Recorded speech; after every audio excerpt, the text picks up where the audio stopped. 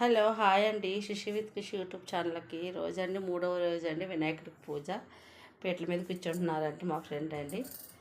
చాలా బాగా జరుగుతుందండి ఇక్కడ. చాలా అంగరంగ వైభవంగా రోజు పూజలు అయితే మంచిగా జరుగుతున్నాయండి.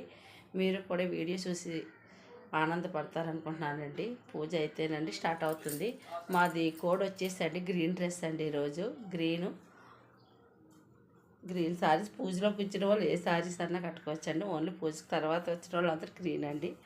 ఓకేనండి, వీడియో మొత్తం చూడండి, ఎక్కడ స్క్రిప్ట్ చేయకండి. పూజ అయితే మొదలు. పవిత్రో వా సర్వావస్థాంగతోపి వా యస్మరేత్ పుండరీకాక్షం సబాహ్యాభ్యంతరశ్రుతి పుండరీకాక్ష పుండరీకాక్షాయ నమః. చేతిలో నీళ్లు వేసుకుని వరుసగా 3 సార్లు తాగండి. ముందు మగవాళ్ళు, తర్వాత ఆడవాళ్ళును. ఆచమ్య కేశవాయ నమః, నారాయణాయ నమః, మాధవాయ నమః.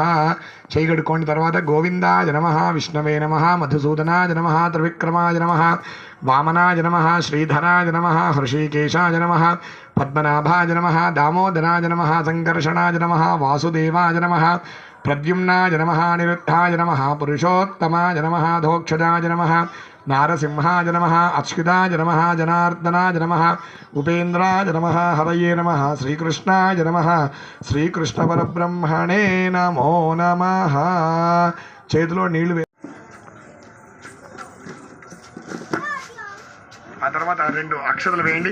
రాజదం బ్రహ్మ సూత్రం చ కాంచనం చోత్తరీయకం గృహాణ సర్వధర్మజ్ఞ భక్తానామిష్టదాయక యజ్ఞసూత్రం సమర్పయామి. ఒక పువ్వు తీసుకుని గంధంలో ముంచి స్వామివారి పాదాల దగ్గర పెట్టండి.